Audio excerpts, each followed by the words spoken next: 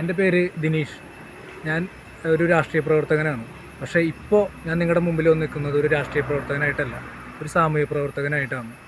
പാണഞ്ചേരി പഞ്ചായത്തിലെ 18-ാം വാർഡ് പയ്യനം എന്ന സ്ഥലത്തെ ഒരു കുടുംബത്തിൻ്റെ അവസ്ഥയാണ് നിങ്ങളിനി ഈ വീഡിയോയിലൂടെ കാണുന്നത്. ആ കുടുംബത്തിന് വേണ്ട എല്ലാ കാര്യങ്ങളും ചെയ്തു കൊടുക്കുന്ന ഒരു ഉദ്യമത്തിന് വേണ്ടിയിട്ടാണ് ഞാനും എൻ്റെ സഹപ്രവർത്തകരും ഇന്നിവിടെ വന്നിട്ടുള്ളത്. ഇനി നിങ്ങൾ ബാക്കിയുള്ള എല്ലാ കാര്യങ്ങളും വീഡിയോയിലൂടെ കാണുക, നിങ്ങളത് മനസ്സിലാക്കുക. കേരളം ഭരിക്കുന്ന അതേ പാർട്ടിയുടെ ഭരണത്തിലുള്ള പാണഞ്ചേരി എന്ന പഞ്ചായത്തിൽ തങ്ങൾക്ക് ലഭിക്കേണ്ട ആനുകൂല്യങ്ങൾക്കായി വർഷങ്ങളേറെയായി പാണഞ്ചേരി പഞ്ചായത്ത് ഓഫീസിൽ കയറിയിറങ്ങുന്ന ഭിന്നശേഷിക്കാരനായ 23-കാരൻ സഞ്ജയും മാതാവും സഹോദരനും ഭാര്യയും 2 മക്കളും പഞ്ചായത്തിൻ്റെ അനാസ്ഥ മൂലം ഒറ്റപ്പെട്ട് നരകതുല്യ ജീവിതം അനുഭവിക്കുന്നു. അവരിലേക്കാണ് കേരള ക്രോയുടെ കണ്ണുകൾ നിങ്ങളെ തിരിക്കുന്നത്. പട്ടയമില്ലാത്ത 10 സെൻറ്റ് ഭൂമിയും വർഷങ്ങൾക്ക് മുമ്പ് 75,000 രൂപയിൽ നിർമ്മിച്ച ഒരു വീട് മാത്രമാണ് ഇവർക്ക് സ്വന്തം. സഞ്ജയുടെ ചികിത്സയ്ക്ക് മാത്രമായി മാസം 8,000 രൂപയിലേറെ ആവശ്യമാണ്. കൂലിപ്പണിക്കാരനായ സഹോദരൻ്റെ വരുമാനം പകുതിയും അതിനായി ചെലവഴിക്കുകയും ചെയ്യുന്നു. നിങ്ങളീ കാണുന്നത് പഞ്ചായത്ത് നൽകിയ ഉപയോഗശൂന്യമായ ഒരു വാഹനം പോലും എത്തിപ്പെടാൻ പറ്റാത്ത റോഡാണ്. വീട്ടിൽ നിന്നും വാഹനം എത്തുന്ന റോഡിലേക്ക് 400 മീറ്റർ നടക്കണം. രോഗബാധിതനായ സഞ്ജയെ എടുത്തുകൊണ്ടാണ് ഈ വഴിയെ പോകുന്നത്. രോഗം ബാധിച്ച് മരണമടഞ്ഞ സ്വന്തം അച്ഛനെ സംസ്കരിക്കാൻ കൊണ്ടുപോകാനായി വഴിയില്ലാതെ ബുദ്ധിമുട്ടേണ്ടി വന്ന ഒരു മകൻ്റെയും കുടുംബത്തിൻ്റെയും അവസ്ഥ ആലോചിക്കാൻ കഴിയുന്നതിലും അപ്പുറമാണ്. ഇതാണ് അവരുടെ ഭവനം.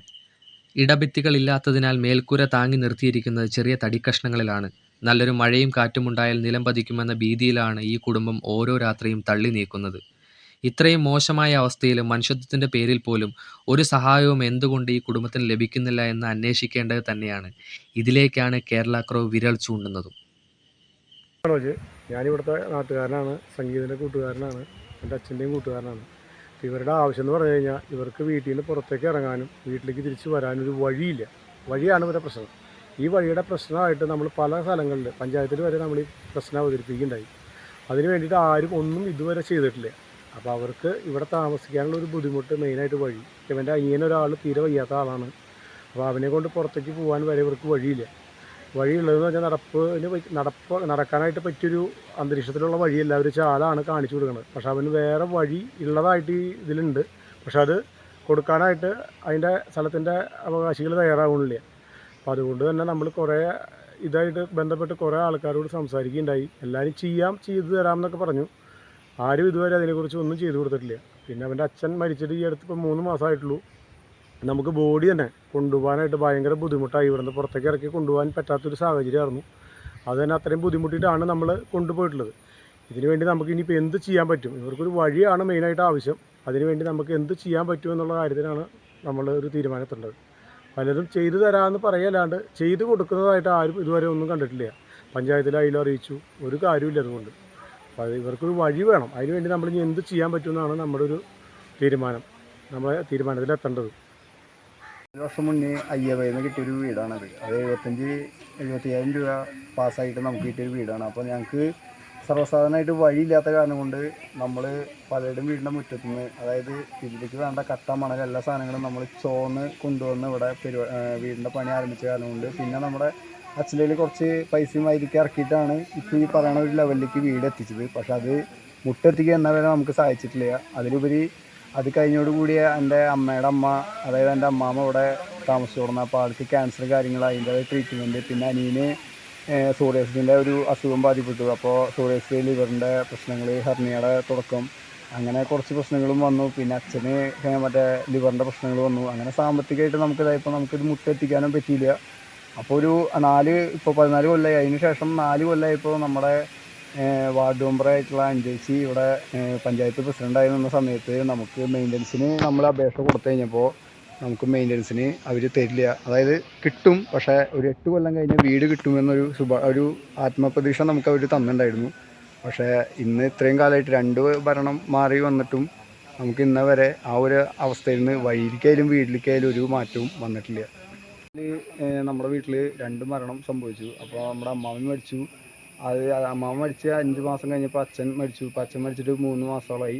ഈ 2 വ്യക്തികളും നമുക്കൊരു വഴിയില്ലാത്ത കാരണം കൊണ്ട് നാട്ടുകാരുടെ പറമ്പിൻ്റെ ബാക്കിൽ കൂടെ, വീടിൻ്റെ ബാക്കിൽ കൂടെ, പറമ്പിൻ്റെ ഉള്ളിൽ കൂടെ, അങ്ങനെയാണ് ഞങ്ങൾ ശരിക്ക് ദഹിപ്പിക്കാനായാലും അവിടുന്ന് ഹോസ്പിറ്റലിലേക്കായാലും ഈ എല്ലാ അവസ്ഥകൾക്കും അങ്ങനെ കൊണ്ടുപോകുന്നു. നമുക്കൊരു വഴി ഉണ്ടെങ്കിൽ തന്നെ, അതായത് അനാഥശവം കൊണ്ടുപോകുന്ന പോലെയാണ് ഞങ്ങളെ കൊണ്ടുപോയത്. കാരണം നമുക്കൊരു വഴിയില്ല. അപ്പോൾ നമ്മുടെ ഈ വഴിക്ക് വേണ്ടിയിട്ടും വീടിന് വേണ്ടിയിട്ടും നമ്മൾ മുട്ടാത്ത ഭാഗങ്ങളില്ല, മുട്ടാത്ത ആൾക്കാരില്ല. അപ്പോൾ അങ്ങനെ നമ്മുടെ ഇവിടുന്ന് ജയിച്ചു പോയ ആൾക്കാരും എല്ലാം നമ്മളോട് അനുകൂലിക്കുന്ന ആൾക്കാരും ഒരു പ്രതീക്ഷയും നമുക്ക് തന്നിട്ടില്ല. നമ്മളെ താഴ്ത്തി കിടന്ന ഒരു അവസ്ഥയാണ് നമുക്ക് ഉണ്ടായിരിക്കണേ. അപ്പോൾ ഇപ്പോൾ നമ്മുടെ സുഹൃത്തുക്കളായ ചേട്ടന്മാരുടെ അടുത്ത് നമ്മൾ സംസാരിച്ചിട്ട് അവർ ഇതിനൊരു പോംവഴി ചെയ്തു തരാമെന്ന് പറഞ്ഞു. അപ്പോൾ അതിൻ്റെ പേരിലാണ് ഞങ്ങളിപ്പോൾ ഈ ഒരു എന്താ പറയുക കാര്യങ്ങൾ മുന്നോട്ട് വെച്ച് നിൽക്കുന്നത്. കാരണം അത് എൻ്റെ ഉത്തരവാദിത്തമായതുകൊണ്ട് ഞാനത് ചെയ്തു പോകണം. നമ്മുടെ നാട്ടിൽ ജീവിക്കുന്ന ആളുകൾക്ക് ഒരു അവസ്ഥ, ഇതേപോലെ ഒരു ദുരവസ്ഥ ഉണ്ടാകുമ്പോൾ സഹായിക്കുക എന്നുള്ളതാണ് ഒരു മനുഷ്യനായിട്ടുള്ള ആളുകളുടെ നമ്മുടെ ഒരു കർത്തവ്യം. അപ്പോൾ പോരാത്തതിന് ഈ വീടിൻ്റെ അവസ്ഥയും കൂടി നമ്മൾ മനസ്സിലാക്കണം. വയ്യാത്ത അനിയൻ, അമ്മ, പിന്നെ കുട്ടികൾ, ഇവർക്കൊക്കെ ആശ്രയം എന്ന് പറയുന്നത് ഈ ഒരു വ്യക്തിയാണ്. അതിന് പോരാതെ എന്തെങ്കിലും ഒരു ആശുപത്രി ആവശ്യത്തിന് വേണ്ടി പുറത്തേക്ക് ഇറങ്ങണമെന്നുണ്ടെങ്കിൽ ഇന്ന് പല വീടുകളുടെയും മുറ്റത്തുകൂടെയാണ് ഇന്നിവർ റോഡിലേക്ക് എത്തുന്നത്. അപ്പം അതിന് വേണ്ടിയിട്ട് നമ്മുടെ പഞ്ചായത്തിൻ്റെ അധികാരികളുടെ ഭാഗത്തുനിന്നും അതിനുവേണ്ട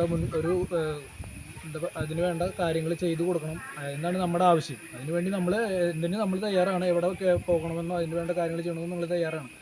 ഇത് എല്ലാവർക്കും, ജനങ്ങളിലേക്കും എല്ലാവരിലേക്കും എത്തണം ഈ ഒരു വാർത്ത. എൻ്റെ പേര് സജിത ബാബുരാജൻ. ഞാനിവിടെ ഈ കുടുംബത്തെ പരിചയപ്പെടുന്നത് ഇവിടെ പയ്യന്നത്തുള്ള ശ്രീജിത്ത് പറഞ്ഞിട്ടാണ്. അങ്ങനെയാണ് ഞങ്ങളിവിടെ വന്ന് ഇവരെ വീട് കാണുന്നത്. പക്ഷേ ഇവിടുത്തെ ഇവരെ വീടിൻ്റെ അവസ്ഥയെല്ലാം തന്നെ നിങ്ങൾക്കിപ്പോൾ കണ്ടു ബോധ്യമായിട്ടുണ്ടാവും. ഞാൻ അതിനെക്കുറിച്ചൊന്നും കൂടുതൽ പറയുന്നില്ല. പക്ഷെ നമുക്ക് ചെയ്യാൻ പറ്റുന്ന ഒരു കാര്യം എന്ന് പറഞ്ഞു കഴിഞ്ഞാൽ, ഏത് പ്രദേശമാണെങ്കിലും ആ പ്രദേശത്തിൻ്റെ തദ്ദേശ സ്വയംഭരണ സ്ഥാപനത്തിന് ചെയ്യാൻ പറ്റുന്ന കാര്യങ്ങൾ മാത്രം തന്നെ ഇവിടെയുള്ളൂ. അതിന് മേലേക്ക് എവിടേക്കും പോകേണ്ട കാര്യമില്ല.